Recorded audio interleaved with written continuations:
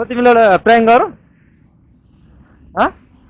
सुन न, म तिमीलाई एउटा प्र्याङ्क गर्छु। भन्नु न तपाईँ चाहिँ हुन्छ? प्र्याङ्क गर्छु। तपाईँको नाम चाहिँ के हो?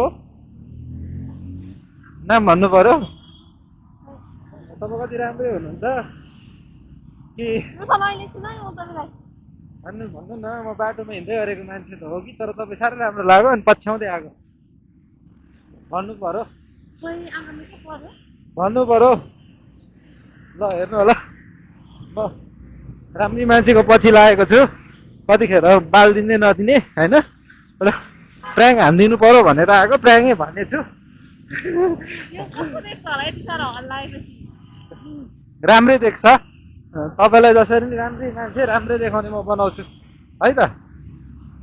भन्नु न तपाईँको नाम, तपाईँ कति वर्ष पुग्नु त्यति चाहिँ भनिदिनु पर्यो। भन्नु न। इन्टरभ्यू लिने मान्छे हो? हजुर, म इन्टरभ्यू नै लिने मान्छे हो। भन्नु पर्यो क्या। तपाईँको यो कति हो उमेर? भन्नु न। तपाईँ साह्रै राम्रो लागेर म पछि मात्रै आएको अहिलेदेखि नै। एउटा ल उमेरसम्म भन्नु, नाम नभने नि। ल मास्क पनि लाउनु भएको छ तपाईँले कि? मास्क खोलेको देखाएको थिएँ मैले। भन्नु न। नभन्ने हो?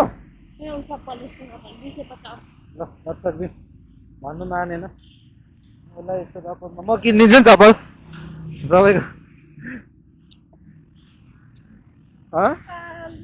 म किनिदिन्छु, नलाउने।